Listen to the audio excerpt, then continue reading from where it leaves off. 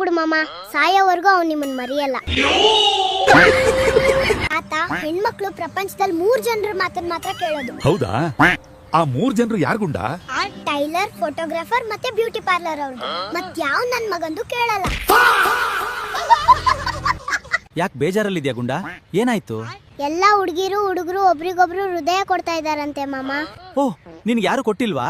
ನನಗೆ ಯಾರಾದ್ರೂ ಒಂದ್ ಕಿಡ್ನಿ ಕೊಟ್ಟಿದ್ರೆ ಐಫೋನ್ ತಗೊಂತಿದ್ದೆ. ಎಲ್ಲ ಗಂಡ್ ಮಕ್ಳಿಗೆ ನನ್ನೊಂದ್ ರಿಕ್ವೆಸ್ಟ್. ಹೌದು, ಪ್ಲೀಸ್ ರಿಕ್ವೆಸ್ಟ್. ದಯಮಾಡಿ ಯಾರು ಹುಡುಗಿರ್ ತರ ಕೂದ್ಲು ಉದ್ದ ಬಿಡಬೇಡಿ. ಕರೆಕ್ಟ್ ಗುಂಡ. ಈಗಷ್ಟೇ ನನ್ನ ಮಾಮ ಒಂದ್ ಆಕ್ಟಿವಾ ಸ್ಕೂಟಿಯಿಂದ 5 ಕಿಲೋಮೀಟರ್ ಸುತ್ಕೊಂಡ್ ಬಂದಿದ್ದಾರೆ ಪಾಪ. ಡಿಪ್ರೆಷನ್. ನೀನು ಸಿಂಹದ ಮರಿ ಕಣೋ ಗುಂಡ, ಸಿಂಹದ ಮರಿ. ಯಾವತ್ತೂ ಯಾರಿಗೂ ಹೆದರಬೇಡ. ಹೌದಪ್ಪ ಮೇಷ್ಟ್ರು, ಹಾಗೆ ಹೇಳ್ತಾರೆ.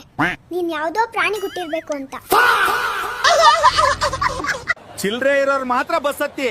ಸರ್, ನಿಮ್ ಹತ್ರ ಚಿಲ್ರೆ ಇದ್ಯಾ? ಇಲ್ಲ ಕಣಪ್ಪ, ಚಿಲ್ರೆ ಇಲ್ಲ. ಮತ್ ನೀವ್ಯಾಕ್ ಬಸ್ ಹತ್ತಿದ್ದೀರಾ? ಕೆಳಕಿಳಿರಿ ಮೊದ್ಲು.